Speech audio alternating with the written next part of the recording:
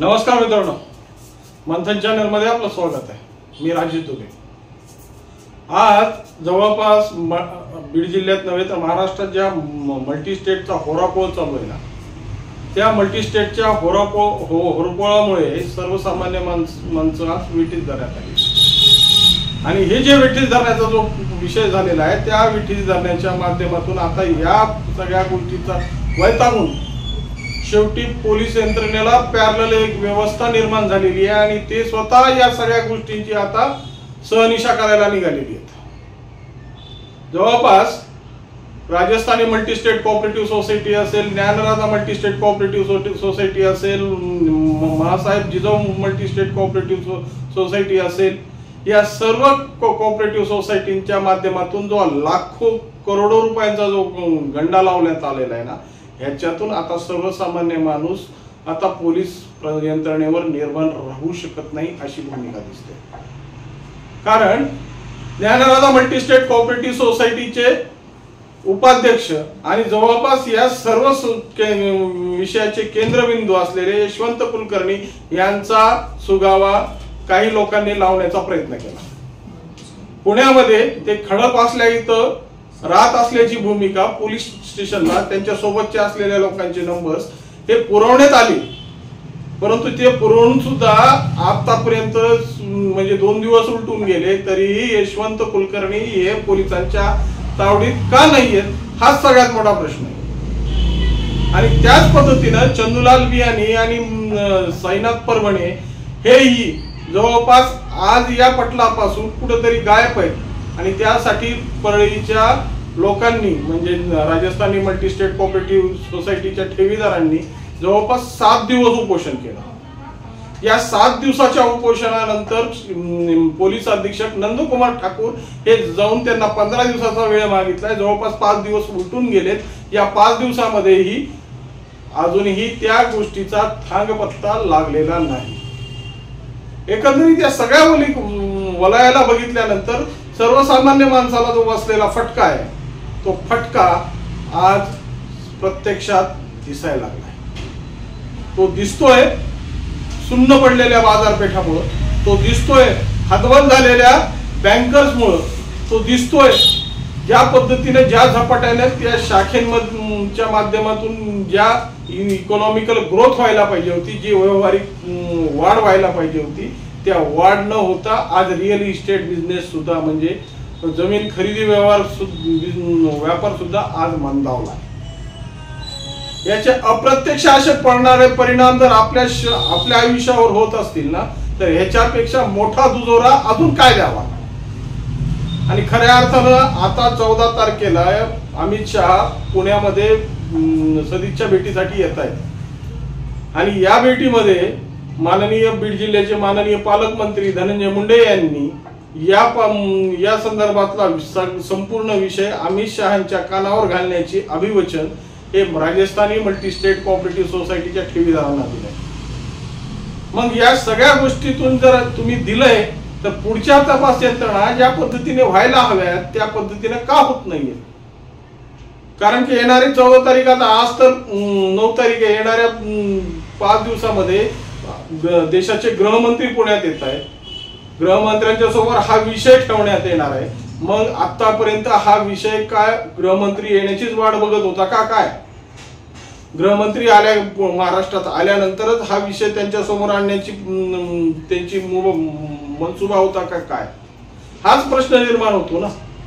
कारण की आज माहिती तंत्रज्ञान युग एवढं झपाट्याने गेलंय की कन्याकुमारी मधली एखादी घटना एका सेकंदात दिल्लीपर्यंत पोहोचते। जवळपास 9 महिने झाले हे सगळे प्रकरण रेंगाळत आहेत, परंतु आतापर्यंत दिल्ली दप्तरात याची कसलीही नोंद नाहीये। मग या सगळ्या गोष्टींमध्ये आज ज्या पद्धतीने सर्वसामान्य ठेवीदार जो भरडल्या चाललाय ना, त्याच्या समोर फक्त एकच शब्द लोक वापरत आहेत,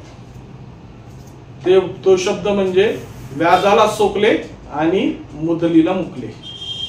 म्हणजे ज्या व्याजाच्या पोटी 14% 15% जी काही किंमत रक्कम त्यांना आमिषापोटी दाखवली होती त्या आमिषाच्या नादात बसून म्हणजे व्याजाला सोकले आणि जे आहे ती आयुष्याची जी जमापुंजी आहे, जी काही विषय आहे तो ते आता शेवटी त्यासाठी मुकले। अशा पद्धतीच्या आता वर्तुळ या ठेवीदारांच्या आजूबाजूला फिरत आहेत. मग या सगळ्या संदर्भातून या मल्टी स्टेटचा उलगडा आणि या मल्टी स्टेटचा खरा पोस्टमार्टम कधी करणार हेच प्रशासनासमोर सगळ्यात मोठा प्रश्न आहे. यशवंत कुलकर्णी सारखा माणूस पुण्यामध्ये आयशो आरामाची जिंदगी जितोय, BMWच्या बाईकवर फिरतोय, लक्झरियस लाईफ जितोय, परंतु आजही पोलीस प्रशासनाच्या हाती लागत नाही. चंदुलाल बियानी, साईनाथ परभणे, बबन शिंदे यासारखी ही माणसं आज आयशो आरामात राहत आहेत, पण आज रस्त्यावर आहे तो ठेवीदार. आणि ठेवीदार ही किती गमतीचा आहे. जवळपास ज्ञानराधा मल्टी स्टेट कोऑपरेटिव्ह सोसायटीमध्ये 6 लाखाची यादी निघाली आहे ठेवीदारांची. त्यापैकी एकूण गुन्ह्यांची संख्या बघितली तर त्या गुन्ह्यांची संख्या बोटावर मोजण्या इतकी आहे. आज 50 कोटी पुढचाही आकडा पूर्ण नाही, जवळपास 1700 कोटीचा हा ठेवीदारांना लावलेला चुना आहे. तर त्याच्यातली 50 कोटी रक्कम सुद्धा आज प्रशासनाच्या किंवा पोलीस दप्तरी कंप्लेंटच्या माध्यमातून नमूद झालेली नाही.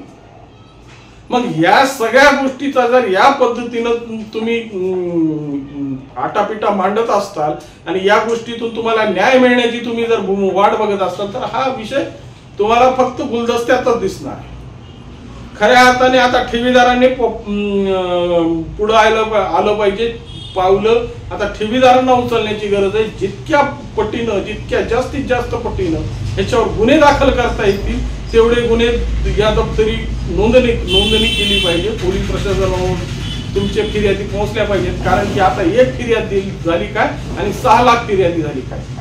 शेवटी आता हा पैसा हा सगळा विषय न्यायप्रविष्ट झालेला आहे आणि हा विषय न्यायप्रविष्ट झाल्यामुळं आता या येणे कधीही जेव्हा कुणाला पैसे द्यायचे असतील तर हे पैसे आता हायकोर्टात किंवा हायकोर्टातच डिपॉझिट करावे लागतील. अशा पद्धतीने त्यांना पैसा मिळणार नाही. ज्या ठेवीदारांना हा गैरसमज आहे की आम्ही केस केले नाही, आम्ही नाही केस केल्यानंतर आमचे पैसे हे अंधारात आणून दिले जातील, त्या गैरसमाजात राहू नका. कारण की परिस्थिती आता या वेळेवर येऊन ठेपलेली आहे की हे सगळे मॅटर्स सगळे प्रकरण आता न्यायप्रविष्ट झाल्यामुळं कोणताही चेअरमन आणि कोणताही विषय तुम्हाला तुमच्या घरी पैसे किंवा तुमच्या विड्रॉलवर पैसे मिळणार नाही. जोपर्यंत पोलीस दप्तरी तुमची नोंद होणार नाही, जोपर्यंत पोलीस ठिकाणी तुम्ही तुमच्या कंप्लेंट्स घेऊन जाणार नाही, तर सगळ्या 6 लाख किंवा याच्यापेक्षा जास्त असणाऱ्या सर्व मल्टी स्टेटच्या ठेवीदारांना कळकळीची विनंती आहे की आपल्या जवळच्या पोलीस स्टेशन मध्ये या कंप्लेंटची नोंद करा. जरी मुख्य गुन्ह्यात तुमचे नाव जरी नोंदवण्यात येत असतील तरी ते नाव नोंदवा. कारण की ह्याच्या पुढे तुम्हाला जे पैसे मिळणार आहेत ते हायकोर्टाच्या माध्यमातून मिळणार आहे. येणे यांना हायकोर्टातच डिपॉझिट करावं लागतील. कारण की एक केस झाली, कारण की न्यायप्रविष्ट मॅटर झाल्यानंतर हे पैसे तुम्हाला सहजासहजी सरळ मार्गी मिळणार नाही. त्यामुळं सगळ्यांनी मिळून या गोष्टीचा थोडासा आलेख घ्यावा, पुढेचा विचारणा करावी आणि जास्तीत जास्त संख्येने जेवढ्या केसेस दाखल करता येतील तेवढ्या जास्त केस दाखल करण्याचा प्रयत्न करावा. राहिला प्रश्न या संचालक मंडळाचा आणि या केसमध्ये मुख्य सूत्रधार, तर त्यांना हुडकणं हे पोलीस प्रशासनाची जबाबदारी आहे आणि पोलीस प्रशासनानं या विषयाला आता तडीस नेऊन सर्वसामान्य माणसाच्या जखमेवर मलम लावण्याचं काम करायला पाहिजे. त्यांना त्यांच्यावर मीठ चोळण्याचं काम करू नये एवढीच विनंती करू. नमस्कार.